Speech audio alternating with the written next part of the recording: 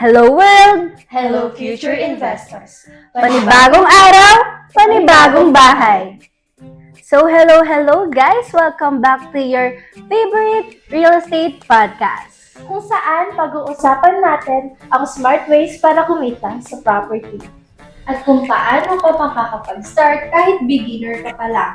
At tutulungan ka namin para mas maintindihan mo ang real estate investment step by step. Correct ka dyan, bestie. So for today's topic is very important. Simulan natin sa rental income. Ano nga ba ang rental income? Simple lang yan, bestie. Bibili ka ng property and pauupahan mo. So, monthly, meron kang makukuhang income. So, kumbaga, passive income siya. So, perfect ito lalo na kung gusto mo ng extra income habang tumatagal. At lalong perfect ito guys kung gusto niyo ng long-term income. For example, bumili ka ng condo worth 3 million, tapos pinaupahan mo siya ng 25,000 per month. So, that's 300,000 per year. Not bad, diba? So, at habang kumikita ka, tumataas pa ang value ng investment mo. At hindi lang yan guys, syempre tumatagal, no? Mas tumataas yung value ng property. Pero syempre, hindi rin nawawala mga challenges. Yes, bestie, correct ka dyan. Ito yung pagiging landlord maintenance, tenant concerns, or minsan may mga delayed payments pa. Kaya, importante din ang proper screening ng tenants. At hindi lang yun. Syempre, you should have a long patience and of course, a good management skills. So now, lumipat naman tayo sa flipping. Flipping, ito naman. Bibili ka ng property, pero ibibenta mo agad sa mas mataas na presyo.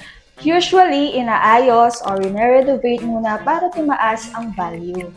So basically guys, ito ay parang buy and sell but in real estate.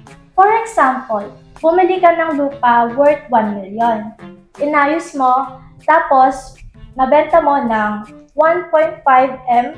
So, ang profit mo nun is 500,000 pesos. Yes, bestie. Ang bilis ng kita, di ba? Pero, kailangan mo talaga ng timing at market knowledge dito. At hindi lang yun, syempre may risk din. Pwedeng matagal ka pang makahanap ng buyer. And usually, kailangan mo ng malaking capital upfront. So, alin nga ba ang mas better? Well, of course guys, kung gusto niya ng less risky, long-term income, the perfect for you is the rental income. Pero kung mas gusto mo ng mabilis ang cash, flipping is the key. So, this podcast is proudly brought to you by Emco Constructura Yabut, Realty, your trusted partner in real estate. So, don't forget to follow, share, like, and comment for more details. So that's all for today guys. We will see you on our next episode. Panibagong araw, panibagong bahay.